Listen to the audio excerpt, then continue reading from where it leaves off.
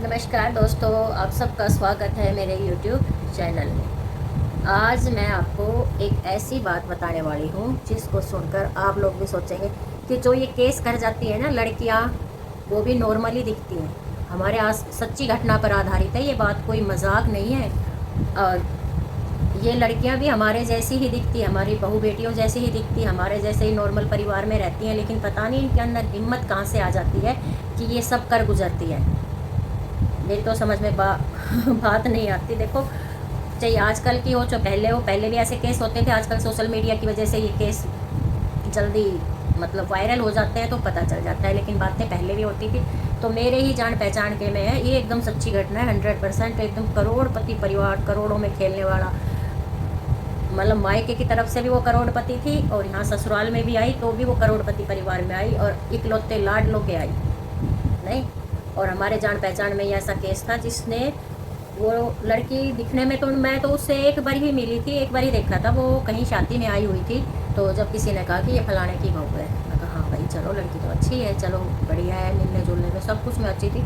और कुछ दिनों बाद ही पता चला कि उसने अपने पति को पेट्रोल पंप पर गोलियों से भुनवा दिया। और उसने कहाँ से बुलाए थे वो बुलाए थे यूपी से बुलाए थे उसने, जो ये होते हैं ना सुपारी लेने वाले। और 10 लाख में सुपारी देती अपने पति की। 1 साल भी नहीं हुआ था शादी को, एक ऐसे ही मतलब अच्छे से रह रहे थे, कोई कह नहीं सकता था कि भाई ये ऐसा कर देगी। और इतने अच्छे से रह रहे थे, बहुत अच्छे से। जो वो कहता, लड़का लड़की में भी ऐसा दिखता था कि बहुत ज़्यादा प्यार है, और वो प्यार करती थी कहीं अपने बहन के देवर से। और जबकि उनके परिवार, वो तो कह सकती थी अपने परिवार वालों को कि भाई मेरी शादी तो बहन के देवर को ही कर दो, लेकिन पता नहीं क्यों नहीं कहा उसने कि वो करोड़ों की मालकिन बनना चाहती थी। वो परिवार हल्का था, जो उसकी बहन थी ना, और उसके वो परिवार हल्का था, और वो लड़का कुछ करता भी नहीं था, इसलिए शायद उनके घर वालों ने शादी नहीं की थी। लेकिन वो जो इस परिवार में आई, हमारे हरियाणा में आई बात, कहते हैं कि किसी का देखो ऐसे सोशल मीडिया पे नाम वाम नहीं लेना चाहिए, किसी की इज्जत भी होती है। जो केस वो भुगत रहे हैं माँ बाप, तो वैसे तो खैर वो बहुत वायरल हुआ था, कम से कम हो गए हैं 7-8 साल हो गए, आधी जेल काट चुकी है वो। मतलब 5-6 साल तक तो उस लड़की ने जेल काटी। उसके बाद उनके घर वालों ने उसकी शायद या कुछ ऐसा हुआ कि वो जेल से बाहर आई, लेकिन कितने दिन के लिए आई, वो थोड़े दिन के लिए आई, फिर उसको फिर से वापस जेल में ही है वो। फ़िलहाल वो जेल में ही है, लेकिन उसका देखो एक अच्छे परिवार से थी, वो एक अच्छे परिवार में आई थी, लेकिन ऐसा क्या प्यार हुआ भाई। और नाम और गांव और ये सब मैं इसलिए नहीं बताऊंगी क्योंकि सोशल मीडिया पे किसी का कहना या बताना अच्छी बात नहीं है। तो वो भी प्यार में ही आई थी। और अब ये केस हुए हैं जो राजा रघुवंशी क्या हुआ, कुछ दिन पहले मुस्कान वाला केस हुआ, तो भाई ये एकदम सच्ची घटना है। मैंने भी अपनी आंखों देखी है वो लड़की, और अच्छे से उसको मतलब नॉर्मल ही लग रही थी। और उसने अपने पति को मरवा दिया, बाप के घर में चोरी करवाई, 10 लाख वहाँ से उठवाए। उसने कहाँ से आएगा, नहीं इतना पैसा एक हाउस वाइफ के पास, या कोई भी हो, कितना भी धनी परिवार हो, लेकिन बहुओं को कोई नहीं देता है 10-10 लाख। ना ही उसने अपना जेवर बेचा, ना कुछ, अपने बाप के घर में चोरी करवाई और फिर अपने ही पति की सुपारी दिलाई। और फिर उनको पता है, वो पता भी कैसे लगा कि जब परिवार ने पूरा वो किया कि भाई हमारी तो किसी के साथ दुश्मनी भी नहीं है, फिर हमारे बच्चे को कौन गोलियों से भून के चला गया पेट्रोल पंप पर। फिर बाद में जब पुलिस का, भाई हमें तो चाहिए, जब पुलिस के ऊपर दबाव बनाया गया, अच्छी खासी वो परिवार था, तो फिर ये छानबीन हुई। जब बोला कि भाई ऐसे सबके नंबर लिए गए, बुआ बहनों के सबके नंबर लिए गए केस की उसमें सुनवाई में, मतलब इसमें जब तफ्तीश हो रही थी इस चीज़ की, तो सबके नंबर लिए गए। तो जब वो उस बहू का नंबर भी गया ना, तो फिर देखा गया। और पता है, वो बहू रोज़ मतलब दिन में तो आने जाने वाले लगे रहते थे, भाई इतना बड़ा हादसा हो जाता है तो मोकान वाले आने जाने वाले लगे रहते, तो वो बहू रात को बाथरूम में जाके बात करती थी और अपनी सारी इन्फॉर्मेशन देती थी वो उनको, अपनी बहन के देवर को देती थी। और उनसे सीधा कांटेक्ट कर रखा था उसने, जिनको सुपारी देने वालों को। जब उस बहू के फ़ोन नंबर पे उसने इतना ध्यान नहीं लगाया कि भाई कोई तेरा भी फ़ोन चेक कर सकता है। दिन में तो भाई जाड़े बुझ गए, बहू के ये हो गया, ये बेचारी क्या करेगी, या तो दुख की मारी है, बालक नन्ना भी ना हो गया है इसका, ये है वो है, ये सब चलता रहा। एक फ़िल्म की तरह था ये केस भी, बिल्कुल फ़िल्म की तरह हुआ ये केस भी।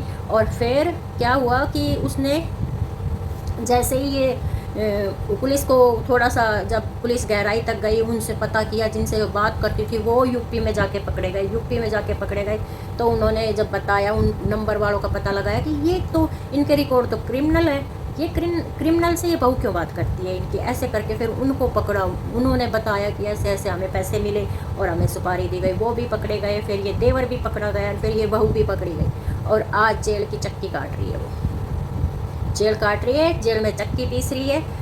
सोचो उसको क्या मिला। अगर कोई पसंद नहीं था तो कह देती कि भाई मेरे को तो ये देवर पसंद है, चाहे कैसा भी है, मैं तो इसी से शादी करूँगी, तो शायद घर वाले करा भी देते, क्योंकि एक बहन तो पहले शादी कर ही रखी थी, एक बहन की तो उस घर में।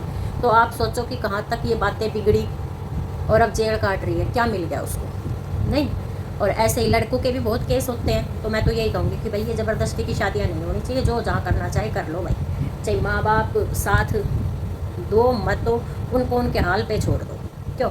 और जो लड़का ये मारा गया, जो मैं बता रही हूँ, ये तो बेचारा एक मतलब किसी ने गोद ले रखा था, बहुत पैसे वाले थे, दूसरे भाई का बच्चा गोद लिया था उन्होंने और उसके साथ ऐसी कहानी कर दी। वो माँ तो वैसे भी मर गई कि भगवान ने मेरा तो दिया ही ना था, अभी अपनी इसका दौरानी का लिया था, ये भी बेचारा मारा गया। हमारी तो किस्मत में सुख था ही नहीं। सोचो कितने लाड, उसके तो अपने बच्चे भी नहीं थे, किसी और मतलब अपनी दौरानी का लड़का उसने गोद लिया था। दौरानी के 3 बच्चे थे, एक लड़का, 2 लड़के और 1 लड़की।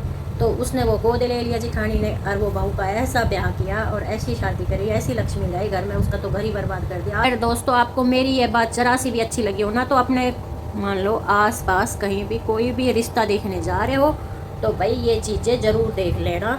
आगे आगे ज़माना और भी ज़्यादा ख़राब आएगा, बच्चे अपनी मर्जी का ही करेंगे सब कुछ, इसलिए उनकी लाइफ उनके ऊपर छोड़ दो, ज़्यादा इंटरफेयर मत करो, नहीं तो बिचौला भी मारा जाएगा और चाहे किसी की लड़की की आग। ये ज़रूरी नहीं है कि लड़कियां ही ऐसे केस कर रही हैं, लड़के भी करते हैं ऐसे केस।